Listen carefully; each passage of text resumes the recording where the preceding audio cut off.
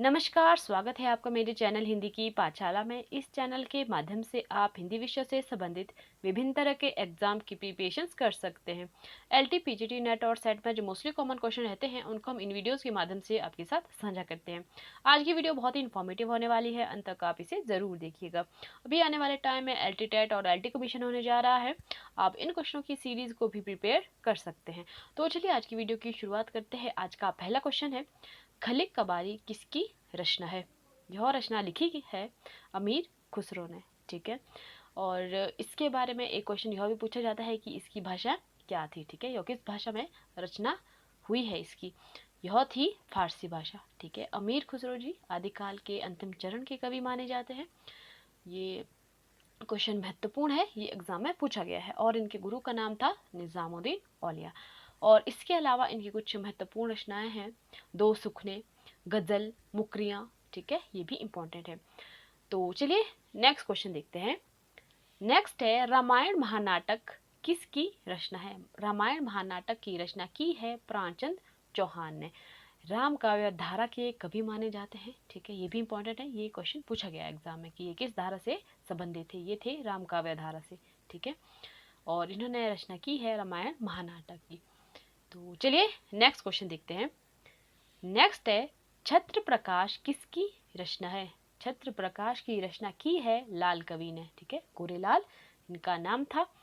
और इसके अलावा आप इस क्वेश्चन को एक ट्रिक के माध्यम से भी याद कर सकते हो। ठीक है, छत्र प्रकाश, छत्र पर किस रंग का प्रकाश पड़ा था? यह पड़ा था लाल प्रकाश। ठीक है, एक सिंपल सी ट्रिक है, आप चाहो तो इसे इस तरीके से भी याद रख सकते हो अगर आपके दिमाग में कभी ये क्वेश्चन स्किप हो जाए। ठीक है, अगर एग्जाम में आए लेकिन आपको याद ना आए, ठीक है, तो आप इस ट्रिक को याद कर सकते हो कि छत्र पर किस प्रकार का प्रकाश पड़ा था। यह पड़ा था लाल रंग का प्रकाश। ठीक है, और रचना की है लाल कवि ने। ठीक है, छत्र प्रकाश की। तो चलिए नेक्स्ट क्वेश्चन देखते हैं। नेक्स्ट है, जफरनामा के रचनाकार हैं। जफरनामा की रचना की है गुरु गोविंद सिंह ने। और इसके बारे में यह क्वेश्चन पूछा जाता है कि इसमें हिंदी का प्रयोग सबसे पहले हुआ है। ठीक है, ये इंपॉर्टेंट है। तो चलिए नेक्स्ट क्वेश्चन देखते हैं। नेक्स्ट है, आदिकाल को आधार काल किसने कहा है? यह कहा था सुमन राजा ने। आदिकाल के बारे में भी बहुत सारे इंपॉर्टेंट क्वेश्चन पूछ लिए जाते हैं एग्जाम में कि आदिकाल को आदिकाल नाम किसने दिया है। ठीक है, यह दिया था हजारी प्रसाद द्विवेदी ने। और चारण काल यह दिया था जॉर्ज ग्रियर्सन ने। ठीक है, और विजप्पन काल यह दिया था महावीर प्रसाद द्विवेदी जी ने। ठीक है, और मिश्र बंधु ने क्या नाम दिया था? ठीक है, उन्होंने दिया था प्रारंभिक काल। कुछ जो ये नाम है इम्पोर्टेंट आदिकाल के, इनके बारे में अक्सर एग्जामिनर क्वेश्चन पूछता ही है। ठीक है, तो चलिए नेक्स्ट क्वेश्चन देखते हैं। नेक्स्ट है, पुरुष परीक्षा किसकी रचना है? ये है विद्यापति की। ठीक है, विद्यापति का जन्म हुआ था दरभंगा जिले के विपसी गांव में। ठीक है, ये भी इंपॉर्टेंट है, ये भी पूछा गया है। और इसके अतिरिक्त इनकी कुछ महत्वपूर्ण रचनाएं हैं, शैव सर्वस्व, कीर्तिलता, कीर्ति पताका, भू परिक्रमा, लिखनावली। ठीक है, गोरक्षक विजय। ठीक है, ये इनकी कुछ महत्वपूर्ण रचनाएं मानी जाती हैं। तो चलिए नेक्स्ट क्वेश्चन देखते हैं। नेक्स्ट है, तोड़ने होंगे मठ और गढ़ सब किसका कथन है? यह कथन था मुक्ति बोध का। इनका पूरा नाम था गजानंद माधव मुक्ति बोध। ठीक है, ये गहन अनुभूति और इंद्रिय बोध के कवि माने जाते हैं। और इसके अलावा जो इन्होंने सबसे महत्वपूर्ण रचनाएं की हैं वह है अंधेरे में। ठीक है, और ब्रह्म राक्षस, ये दो कविताएं जो है इसमें इन्होंने फैंटेसी का प्रयोग किया है। ये अक्सर एग्जाम में पूछ लिया जाता है कि फैंटेसी का सबसे पहले प्रयोग किस में हुआ है और किसने किया है। ठीक है, इसके अतिरिक्त इनकी कुछ और भी महत्वपूर्ण रचनाएं हैं, भूरी भूरी खाक दूर, चांद का मुंह टेढ़ा है। इसके बारे में भी एग्जाम में क्वेश्चन पूछ लिया जाता है। ठीक है, ये भी इंपॉर्टेंट है। तो चलिए नेक्स्ट क्वेश्चन देखते हैं। नेक्स्ट है, कट गुलाब किसका उपन्यास है? यह लिखा गया था मृदुला गर्ग द्वारा। ठीक है, इसकी रचना इन्होंने की थी 1996 में। ठीक है, और इसके अतिरिक्त इनके कुछ महत्वपूर्ण उपन्यास हैं, जैसे चितकोबरा। ठीक है, मैं और मैं, उसके हिस्से की धूप। ठीक है, ये भी इम्पोर्टेंट है। तो चलिए नेक्स्ट क्वेश्चन देखते हैं। नेक्स्ट है, साकेत एक अध्ययन किसकी कृति है? यह थी डॉक्टर नागेंद्र की। ठीक है, यह इनकी आलोचनात्मक कृति है। और इसके अतिरिक्त इनकी कुछ महत्वपूर्ण रचनाएं मानी जाती हैं, ठीक है। सुमित्रा नंदन पंत, देव और उनकी कविताएं, रीति काव्य की भूमिका, ठीक है, कामायनी के अध्ययन की समस्याएं, ठीक है, ये भी इंपॉर्टेंट है, रस सिद्धांत, ठीक है, ये क्वेश्चन एग्जाम में पूछा गया है। तो चलिए नेक्स्ट क्वेश्चन देखते हैं। नेक्स्ट है विरेचन सिद्धांत किसका है, ठीक है, ये दिया था अरस्तु ने, ठीक है, अरस्तु के बारे में भी एग्जाम में क्वेश्चन पूछ लिया जाता है। ये किसके शिष्य थे, ये थे प्लेटो के शिष्य, ठीक है, और ये किसके गुरु रहे हैं, ये थे सिकंदर के गुरु। इसके अतिरिक्त इनकी जो रचनाएं हैं, ठीक है, पेरिपोएटिक्स, इसके बारे में भी एग्जाम में पूछ लिया जाता है, ठीक है, और वसीयतनामा, ये भी इनकी एक महत्वपूर्ण रचना मानी जाती है, ठीक है। ये दास प्रथा से मुक्ति की जो दास प्रथा थी, ठीक है, और उसके मुक्ति की जो घोषणा पत्र के रूप में ये विख्यात है, ठीक है, ये भी इम्पोर्टेंट है। तो चलिए नेक्स्ट क्वेश्चन देखते हैं। नेक्स्ट है सिंधी भाषा का जन्म हुआ है, यह हुआ था अपभ्रंश ब्राचर से, ठीक है, और पिछली वीडियो में भी मैंने कहा था कि एग्जामिनर भाषा के बारे में भी क्वेश्चन पूछ लेता है, ठीक है, भाषा से भी आपको क्वेश्चन देखने को मिल जाएंगे एग्जाम में, तो ये भी इम्पोर्टेंट है। तो चलिए नेक्स्ट क्वेश्चन देखते हैं।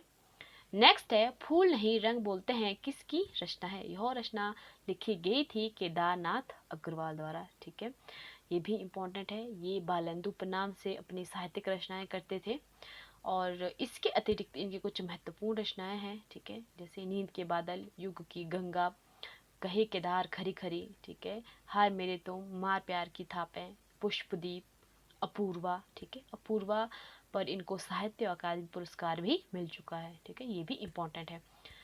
तो चलिए नेक्स्ट क्वेश्चन देखते हैं।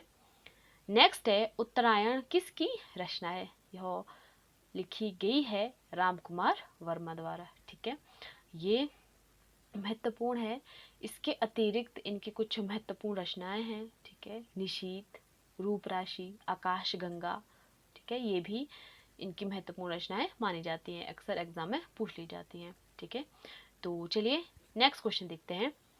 नेक्स्ट है नई कहानी आंदोलन चलाने वाले लेखक कौन थे, ये थे मोहन राकेश, ठीक है, और ये कब शुरुआत हुई थी इसकी, ये हुई थी 1956 में, और मोहन राकेश के साथ साथ दो कवि और थे, ठीक है, वो थे राजेंद्र यादव और कमलेश्वर, अक्सर ये भी पूछ लिया जाता है, ठीक है, एग्जामिनर आपको या तो राजेंद्र यादव ऑप्शन देगा, या फिर मोहन राकेश, या फिर कमलेश्वर, ठीक है, पर ये तीनों ही जुड़े हुए थे, पर एग्जामिनर कंफ्यूज करने के लिए एक एक क्वेश्चन डाल देता है, ठीक है, एक एक ऑप्शन दे देगा, तो आप इसको भी ध्यान रखिएगा। तो चलिए नेक्स्ट क्वेश्चन देखते हैं। नेक्स्ट है परंपरा कहानी के लेखक कौन है, ठीक है, यह लिखी गई है अज्ञे जी द्वारा। इसके अतिरिक्त इनकी कुछ महत्वपूर्ण कहानियां हैं, ठीक है, जैसे शरणार्थी, जयदल, कोठरी की बात, गैंग्रीन, ठीक है, ये भी इनकी इंपॉर्टेंट कहानियां मानी जाती है, ठीक है, इनसे भी अक्सर एग्जाम में क्वेश्चन पूछ लिए जाते हैं। तो चलिए नेक्स्ट क्वेश्चन देखते हैं। नेक्स्ट है मुकुल नामक कविता संग्रह किसका है, यह संग्रह था सुभद्रा कुमारी चौहान का, ठीक है, राष्ट्रीय काव्य धारा से ओतप्रोत इन्होंने रचनाएं की हैं, ठीक है, और इसके अतिरिक्त त्रिधारा, ठीक है, ये भी इनकी रचना है, और झांसी की रानी जो इनकी बहुचर्चित रचना है, ठीक है, वो बहुत ही विख्यात है, उसके बारे में भी एग्जामिनर अक्सर एग्जाम में क्वेश्चन पूछ लेते हैं, ठीक है। तो चलिए नेक्स्ट क्वेश्चन देखते हैं। नेक्स्ट है अमर खयाम का प्रभाव किस पर था, ठीक है, यह था बच्चन सिंह, ठीक है, ये भी इम्पोर्टेंट है। जो बच्चन सिंह है वे क्षयवाद उत्तर काल के कवि माने जाते हैं, और उनको बायरन भी कहा जाता है, ठीक है, और रामेश्वर शुक्ल अंचल जी ने उनको हालावाद का प्रवर्तक भी माना है, ठीक है, ये भी इम्पोर्टेंट है इनके बारे में। और इसके अतिरिक्त इनकी कुछ महत्वपूर्ण रचनाएं भी हैं, जैसे खादी के फूल, मधुशाला, मधुबाला, ठीक है, और एकांत संगीत, ठीक है, ये इनकी कुछ महत्वपूर्ण रचनाएं मानी जाती हैं। तो कभी एग्जाम में क्वेश्चन देखने को मिल जाएगा, ठीक है, कि निशा निमंत्रण और मिलनयामिनी, ठीक है, ये इन दोनों से अक्सर एग्जाम में क्वेश्चन पूछ लिए जाते हैं। तो ये थी इनकी रचनाएं। चलिए नेक्स्ट क्वेश्चन देखते हैं। नेक्स्ट है कविता में सादगी और असलियत और जोश के पक्षधर कौन थे? यह थे महावीर प्रसाद द्विवेदी जी। ठीक है, महावीर प्रसाद द्विवेदी जी, इनके नाम के आधार पर ही द्विवेदी युग का नाम रखा गया है। ठीक है, और द्विवेदी युग का जो समय माना जाता है वह था 1900 ईस्वी से लेकर 1918 ईस्वी तक। ठीक है, इनका जन्म हुआ था 1864 में रायबरेली में। ठीक है, ये भी इम्पोर्टेंट है, अक्सर एग्जाम में पूछ ले जाते हैं। और इनके कुछ महत्वपूर्ण रचनाएं हैं, जैसे स्नेहमाला, ऋतु तरंगिणी। ठीक है, ये इनकी कुछ महत्वपूर्ण रचनाएं मानी जाती है। और एक इनकी प्रसिद्ध कविता रही है सरगो नरक ठिकाना नहीं। ठीक है, ये भी इनकी प्रसिद्ध कविता है। ठीक है, इसके बारे में भी एग्जाम में क्वेश्चन देखने को मिल जाएगा। तो चलिए नेक्स्ट क्वेश्चन देखते हैं। नेक्स्ट है, हिंदुस्तान शब्द यूरोप के लोगों की देन है, यह किसने कहा था? यह कहा था जॉर्ज ग्रियर्सन ने। ठीक है, जॉर्ज ग्रियर्सन महत्वपूर्ण है, इन्होंने पहला इतिहास ग्रंथ लिखा है। ठीक है, the modern vernacular literature of Hindustan. ठीक है, ये इंपॉर्टेंट है। तो इसमें इन्होंने 1952 कवियों के बारे में जानकारी दी है। ठीक है, तो ये इनसे कुछ जुड़ी हुई महत्वपूर्ण बातें हैं।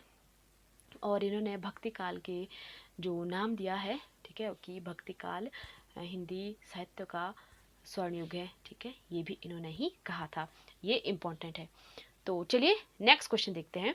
नेक्स्ट है, पद्मावत को प्रकाश में लाने का श्रेय किसको जाता है? यह जाता है रामचंद्र शुक्ल जी को। ठीक है, और पद्मावत किसकी रचना है? हमने पिछली बहुत सी वीडियो में इसके बारे में डिस्कस किया हुआ है। ठीक है, कि पद्मावती किसकी रचना है, पद्मावत, और इसके जो रचनाकार थे वो कौन थे, और कौन से सन में हुई है, और किस अवधि में हुई है। ठीक है, ये इससे जुड़े हुए कुछ इंपॉर्टेंट क्वेश्चन बन जाते हैं। तो ये था आज का last question. Thank you very much इतना पेशेंसली देखने और सुनने के लिए।